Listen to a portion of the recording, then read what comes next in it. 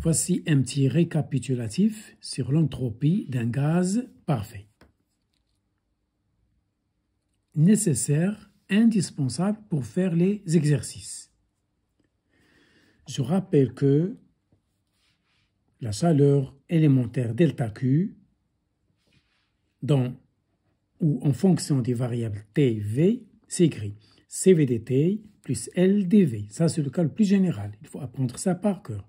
Donc, ΔQ, à chaque instant, est égal à la chaleur massique à volume constant, dt plus L, une constante, dV. Ça, c'est dans le cours. Si vous avez un gaz parfait, L est égal à la pression. Vous avez déjà démontré ça dans le cours. C'est un récapitulatif, c'est un résumé, c'est un rappel. C'est l'essentiel du cours. Et il y a une deuxième expression de la chaleur échangée avec le milieu extérieur, ΔQ, est égal à Cp dt plus HdP. C'est dans le système de variables Tp. Ici, ΔQ est exprimé en fonction de T et de V. Ici, elle est exprimée en fonction de T et de P. Pour un gaz parfait, la constante H, c'est moins V. Ça, il faut le mettre en tête. Ça, c'est pour la chaleur. Pour un gaz parfait, L égale à sa pression. H est égal à l'opposé du volume occupé par le gaz. Je rappelle, c'est pour un gaz parfait. Pour un gaz réel, on va faire un exercice et on va trouver que vaut le L et que vaut le H. Pour l'entropie, TS, c'est-à-dire une petite quantité infinitésimale, ds, est égal à ΔQ sur T. Pourquoi ici on n'a pas mis D3? Ici D3 parce que S est une fonction d'état, c'est une différentielle totale, alors que la chaleur Q ne l'est pas. Voilà pourquoi on met delta minuscule, delta. Ce n'est pas une variable, ce n'est pas une fonction d'état, ce n'est pas une différentielle totale. Vous avez déjà traité ça en maths, dans le chapitre des fonctions à plusieurs variables. Donc, ds égale delta Q sur la température. Ça, c'est général. Si je travaille avec la première expression, je la divise par T, j'obtiens ça. Je divise la première par T, je remplace L par P, parce que j'ai PV égale RT. Ici, je manipule une mole. Ici, le N est égal à 1. Si vous avez une certaine masse, vous divisez par la masse molaire, vous trouvez le nombre de moles et vous multipliez CV par N et CP par N. Ici, pourquoi je n'ai rien mis ici derrière le CV, j'ai mis 1 parce que je manipule une mole. Si j'avais N, je mettrais là N, CV, N, CP. Si CV est exprimé en mol moins 1, si elle est exprimée en gramme moins 1, je mets la masse M, Donc, je rappelle que les unités de CV et de CP vous montrent ce qu'il faut utiliser. Ou bien le nombre de moles N, si vous avez mol moins 1 dans CV et CP, ou bien la masse, si vous avez dans CV et CP, gramme moins 1, gramme. Ça, on a déjà traité dans les vidéos précédentes. Donc, voilà la première expression de l'entropie ds. D'où, voilà ce qu'il faut mettre en tête, ou bien apprenez la première expression et celle-là. Donc, voilà une expression de ds dans le système de variables TV, T et V. Voilà l'expression de ds pour un gaz parfait. J'ai utilisé PV égale RT, d'où ce R. C'est pour un gaz parfait, pas pour un gaz réel. De même, si j'exprime ds en fonction de la deuxième équation de ΔQ, j'obtiens ds égale Cp dt sur T moins, je remplace H par moins V pour un gaz parfait, T dP. Et j'en déduis la deuxième expression de ds. Dans le système de variables, température, pression, TP. J'utilise toujours PV égale RT. Je manipule une mole, je le rappelle. Donc voilà, ici, vous avez deux expressions de l'entropie. La première, 1, en fonction des variables T et V. Et la deuxième, c'est la 2, en fonction des variables T et P, qu'il faut mettre en tête. Voilà pour ds pour un gaz parfait en col plus général. Si je veux chercher la variation grand delta S, je dois passer à l'intégrale. C'est très facile en chimie. D'où, donc, de 1, je déduis la variation delta S. Donc, delta grand, ça se lit variation. Variation, ça veut dire valeur finale moins valeur initiale. Si je dis delta de M, c'est M final moins M initial. Si j'écris delta de X, c'est X final moins X initial. Donc ici, delta S, c'est-à-dire j'intègre l'équation numéro 1. J'obtiens l'intégrale de ds, c'est delta S. Je suppose que CV est une constante, donc je la fais sortir de l'intégrale. L'intégrale de dtt, c'est ln, logarithme népérien de t. Plus, R est une constante, je la fais sortir. L'intégrale de dv sur v, c'est ln de v. Vous allez me dire, mais où est la constante d'intégration, puisque les bornes ici ne sont pas bien déterminées. Donc, vous pouvez, la constante qu'il faut ajouter là, elle est dans delta S. Et voilà, donc vous écrivez cette expression, ou bien S égale ceci, plus la constante S0. Ce S0, si je la remets ici, ça me donne S final moins S initial, c'est delta S.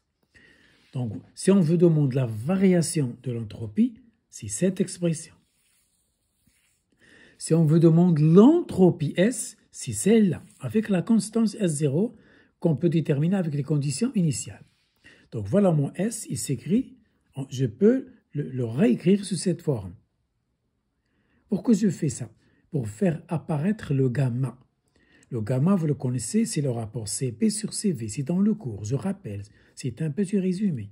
Vous êtes censé connaître certaines expressions dont je ne parle pas ici en détail. Donc, je factorise par CV pour faire apparaître le R sur CV. Ça y est, plus S0. Donc, S prend la forme CV égale... Vous allez me dire, mais qui va nous dire de faire ceci? On vous dit dans l'exercice, exprimer l'entropie S de ce gaz parfait en fonction de TV et gamma. Donc, si on vous dit ça, vous êtes obligé de faire ceci. Qu'est-ce que c'est gamma? Je le rappelle, il est là, le voilà. Gamma, c'est le rapport de CP sur CV. La chaleur massique à pression constante sur la chaleur massique à volume constant. Et apprenez par cœur que CP moins CV est égal à R pour une mole. Ça se sous-entend 1 fois R. Apprenez ce système par cœur. CP, le rapport CP-CV, c'est gamma. Pour un gaz parfait, c'est 1,4. On vous le donne. 1,4 toujours pour un gaz parfait. Et CP moins CV, c'est R. Et R, ça dépend du système d'unité. Elle peut prendre 8,31 dans le système international. Elle peut prendre 0,083 ou bien 82 si vous avez litres, atmosphère comme unité. Pas le pascal et pas le mètre cube en volume. Faites attention aux unités. R change avec les unités. Ça y est, qui impose le calcul de CP, des valeurs ou bien des grandeurs à utiliser. N en mol ou bien M en grammes, ce sont les CP, CV et la donnée de R. Si on vous donne R dans le système international, travaillez dans le système international. Si on vous donne R en litres atmosphère, moins 1, utilisez le volume en litres et la pression en atmosphère, pas en pascal. C'est-à-dire newton par mètre carré. Parce qu'un pascal, c'est 1 newton par mètre carré. Donc voilà l'entropie pour un gaz parfait en fonction de gamma. Je remplace RCV, je le déduis de là, de ce système. Donc, R sur CV, c'est gamma moins 1. Ou bien, je l'écris sous forme plus condensée, ln de x plus ln de y, c'est ln du produit. Gamma moins 1, je peux la mettre en puissance ici. Et j'obtiens ln de x plus ln de y, c'est ln du produit x fois y. Le voilà, c'est ce que je fais là. Donc c'est ln, voilà le x c'est t, le y c'est v à la puissance gamma moins 1, c'est v plus 1. Et voilà l'entropie S d'un gaz parfait en fonction de la température et du volume occupé par le gaz. C'est très important. Ça y est. Donc vous pouvez apprendre cette relation, celle-là, ou bien refaire les calculs, refaire la démonstration. Mais en général, c'est très facile. Apprenez la première équation de delta Q et apprenez ds sur delta Q sur T et vous retrouvez ça facilement. N'oubliez pas ces deux équations, c'est très important. Ça y est. Donc ça, c'est l'entropie dans le système TV. On va faire la même chose, mais dans le système de variables T et P. Ça y est. Je refais la même chose que tout à l'heure en utilisant delta Q de la deuxième équation. Je divise ce delta Q par T et j'obtiens S égale CP ln T moins R ln P plus une constante, c'est-à-dire S0. Vous mettez S0 ou bien constante. Si vous mettez cette constante dans l'autre membre, là, vous avez delta de S. Ici, on vous demande S. Donc, S, ça change selon la constante, selon les conditions initiales. Comme tout à l'heure, je remplace CP par CP sur CV et j'exploite les deux relations de tout à l'heure. Le R, ici, il est égal à R sur CV, ln de P. Ça y est, c'est-à-dire je divise là par CV. Je prends ce S et je divise tout par CV. Par CV, par CV. Si cette constante sur CV, c'est une nouvelle constante que je peux mettre constante prime, si vous voulez. Ou bien K1, K2. Ou bien S0, S'0. C'est la même chose. Donc, voilà, comme tout à l'heure, on va chercher une formule plus condensée, plus ramassée. Et voilà, le S est égal, CP sur CV, c'est gamma, ln de T, moins R sur CV, c'est gamma moins 1. Utilisez les deux équations de tout à l'heure. Et vous trouvez R sur CV, c'est gamma moins 1. ln de P, plus la constante. Et voilà l'entropie S dans le système de variables TP, température, pression. En faisant apparaître dans l'expression de S, gamma qui vaut CP sur CV qui vaut 1,4 pour un gaz parfait. Cette constante, on veut donc les conditions pour la déterminer. On peut la supposer égale à 0. Voilà pour ce qui est entropie pour un gaz parfait. Je rappelle, vous pouvez apprendre la formule ou bien savoir la méthode pour la retrouver. C'est facile.